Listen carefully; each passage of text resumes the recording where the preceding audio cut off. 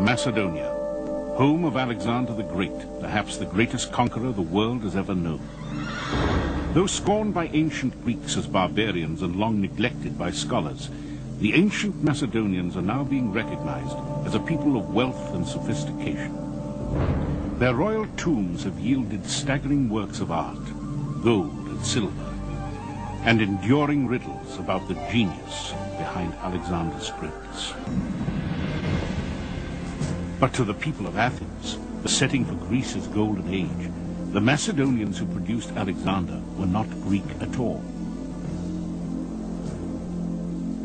Because the Macedonians were a warlike people, subject to autocratic kings, the Athenian orator Demosthenes saw them as completely barbarian, unfit even to be slaves. The rise of the Macedonians was once viewed by historians as a depressing postscript to the glory that was Greece. Historian Eugene Borza has specialized in the culture of ancient Macedon. What we know about the Macedonians are primarily from Greek sources, or traditions derived from the Greek sources, and therefore we have a skewed view of them depending upon the views of people who were largely their enemies in antiquity. Greeks, after all, lived in city-states, the way Greeks thought proper civilized people should live, whereas the Macedonians lived under what the Greeks considered to be a primitive and highly authoritarian monarchy.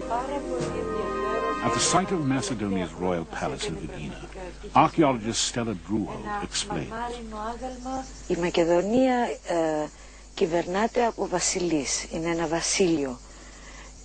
Macedonia was ruled by kings. It was a kingdom. Athens had democracy, a great achievement of the Greek civilization. Demosthenes defended democracy versus monarchy, the Macedonian political system.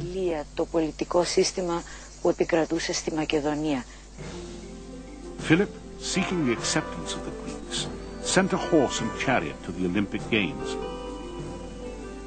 and invited the great poets and scholars of Greece, such as Aristotle, to the Macedonian capital at Pella.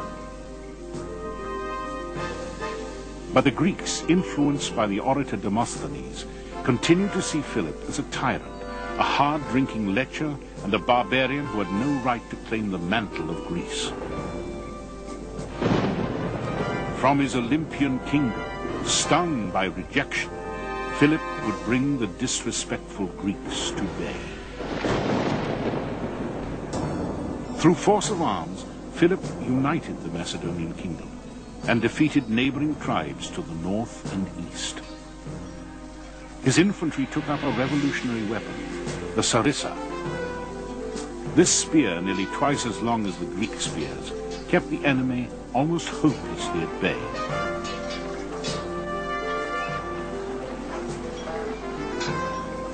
He perfected the previously little-known art of siege warfare, creating a corps of engineers to design siege engines and catapults that became the terror of Greece.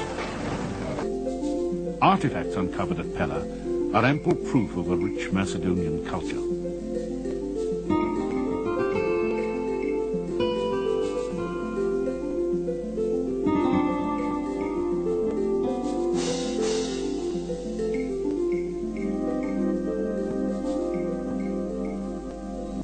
Excavations by our colleagues in Greece have brought to light sufficient examples of an exquisite taste in art that suggests that these Macedonians were not a race of barbarians as Demosthenes and other Greeks had charged.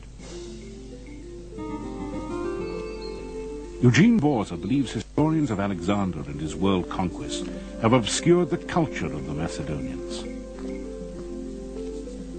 For Borza, the truly heroic figure of Macedonian history, by far a better example of its greatness, was the father of Alexander, Philip II. Undoubtedly, Alexander was young and impetuous and brilliant, and perhaps, along with Napoleon, the greatest military genius of all times.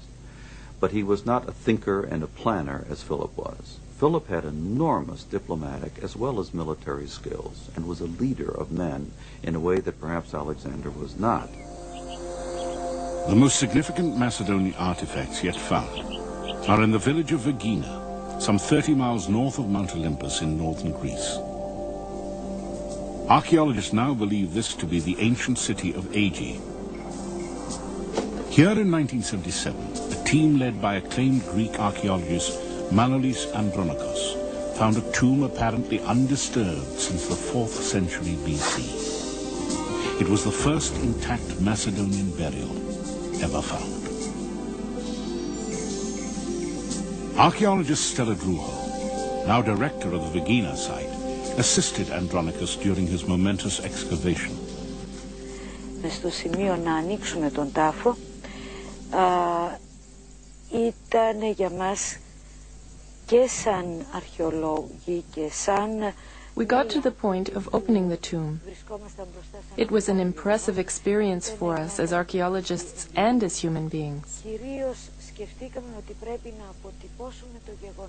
We had to be calm and accept what we found. When we entered the tomb, we stopped thinking as scientists, but felt as humans the deep connection between ancient times and our own. Που μπαίνει σε έναν χώρο από τα παλιά χρόνια, συνδέει το χρόνο, τον παλιό χρόνο με τον νέο. As Manolis Andronikos and his team scrambled through a hole made above the marble doors, they saw a room brimming with treasure. A gilded quiver leaned up against the marble doors. Behind it lay 74 arrowheads and decomposed wooden shafts. Exquisitely made bronze and silver vessels.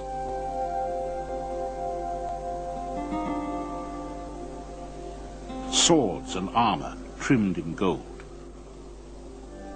A crested helmet of the style worn in Philip and Alexander's military campaigns.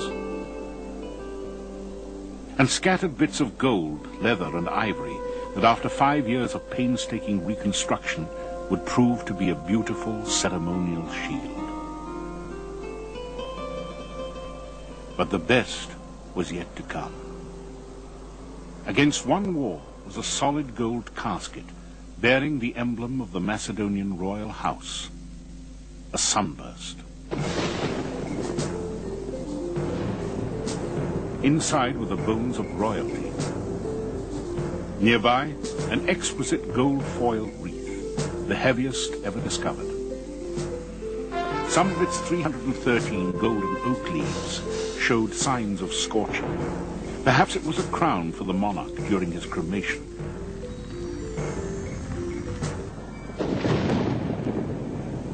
Though the identity of the buried king is unknown, the treasure found in the tomb is unmistakable proof that the Macedonians were not a barbaric tribe whose only accomplishment was making war.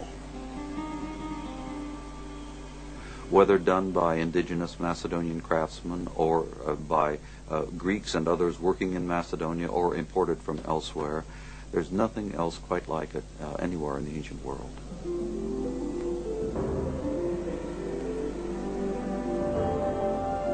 Archaeologists are finding increasing evidence that the Macedonians had a far more sophisticated culture than previously thought.